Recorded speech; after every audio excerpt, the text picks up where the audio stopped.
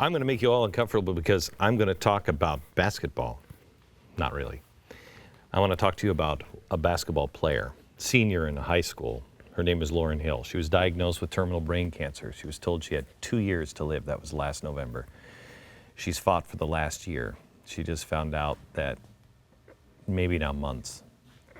She hadn't played basketball for the entire season last year. This fall, doctors told her she just had at best a couple of months left. Coaches petitioned the NCAA to move the season opener up.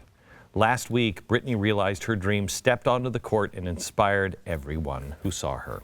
Lauryn Hill is joining me now. Lauryn, how are you? I'm okay. I have to, first of all, how are you feeling? Emotionally, I'm wide awake, but physically, I'm exhausted. You went out to the basketball court and you did 2 layups. What was that like? How did that feel? It felt really good. The first layup was amazing, and then the second layup, I wasn't even expecting on making it because I actually shot with my right hand, which it's the one that I've been having trouble with, muscular troubles. You barely have the energy. I know that yesterday, we didn't know for sure if you would be able to join us because you're not feeling obviously very well and you don't have the energy. That must have taken a lot out of you to do. Why? Why are you doing it? To do the game, you mean? Yeah. Or all the interviews and stuff? I would like to start with the game and then the interviews. The game, I had just enough energy from the crowd and from my teammates. They're kind of what fuel me to keep going. And it's others that fuel me to keep going. I don't really get myself motivated. I'm not as self-motivated. It's others that kind of lift me up and keep me on my feet. You are you're somebody who sat there and the arena sold out that fast, and it was because of you. How did that make you feel? I remember being shocked, hearing like the tickets are on sale, and then an hour later they're like they're sold out, and I was like they're sold out. Whoa. It was the only word I could think of was wow. How did you find out that you had brain cancer? That's a really long, complicated story because there's just a lot of symptoms, and I was complaining, and I'd asked to go to each doctor, like the eye doctor and the ear doctor, and then finally we ended up just going to the doctor because I wasn't playing as normal as I was playing. My senior year my playing was sloppy and I was out of shape, and as the weeks went by I didn't get in shape, and that was just an odd thing. So we had to go get that checked out, and I expected it to be a concussion or something. And when they told you it was a tumor. When they told you that you didn't have much time left, what did you think? My initial diagnosis or the most recent? Well, let's go with the initial diagnosis. Initially, I remember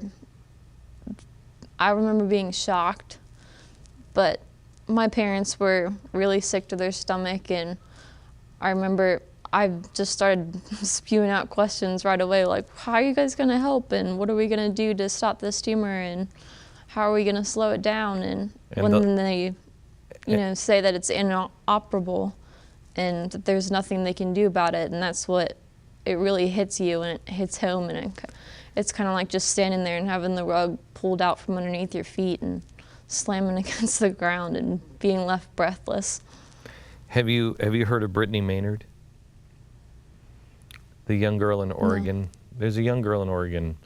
She, not much older than you, and she had cancer, inoperable, and she was struggling, but I don't think much more than what you're struggling with. I mean, I don't want to judge her and whatever, but she decided to take her own life, and she made it very, very public. Oh, yeah.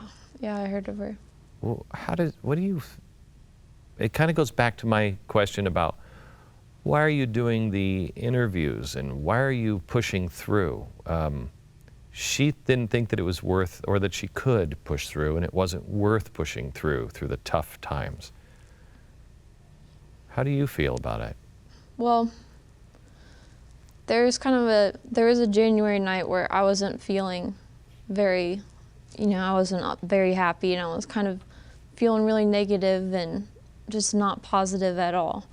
And I was wondering why this was happening, because we always question when we get diagnosed with cancer, a terminal diagnosis, why me? Why my sister or whoever? And I remember when I was asking why, I just decided that it doesn't matter why it happened. And I guess I just accepted it as my journey, and I told God that I would speak for the little kids that couldn't speak, because not a lot of people know about DIPG, and the kids that are diagnosed with DIPG, they tend to lose their voices and can't express their symptoms like I can. And so I decided that I'm not fighting for myself. I'm going to start fighting for others. And that's what makes it kind of easier to keep moving on, is to fight for others and not for myself. Have you come to grips with how little time left you have? No, I try not to think about it. I don't think too far ahead. It's just one day at a time, one moment, just enjoying each moment, with my family and whoever's with me. You believe in God? And if it's a hard moment, like if I'm not feeling good, I'm just wait it through. You believe in God?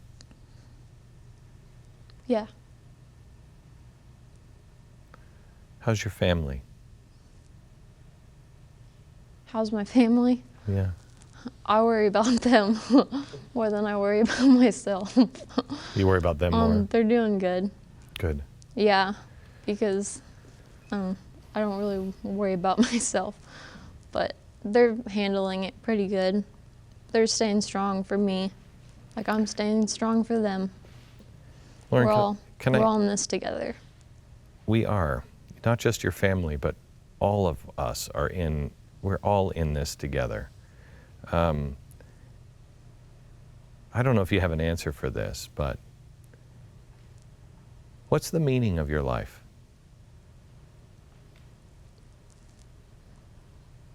I don't know, but I feel like my life is meant to make an impact.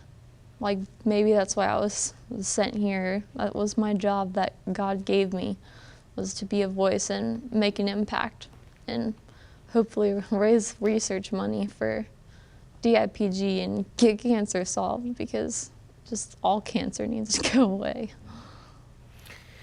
Lauryn, thank you very much. I appreciate it. And I was told... Thank you. Now, I don't know if and this I have is... a question. Yes. I have a question for you, Glenn. Okay. Yeah, go ahead. Have you done the layup challenge? Have I done the layup challenge? Now, I wondered if this was something that you actually did, or if this was my producers setting me up to look like a moron, because I am not athletic at all. So I honestly, they told me this before I went on, and I said, I don't even know how to do a layup. So this is for you. And everybody who's watching, shut your pie hole. This is for you. Here we go. It's really bad. Okay, let's do that again. There you go. Thank you. No, thank you. Lauryn, thank you.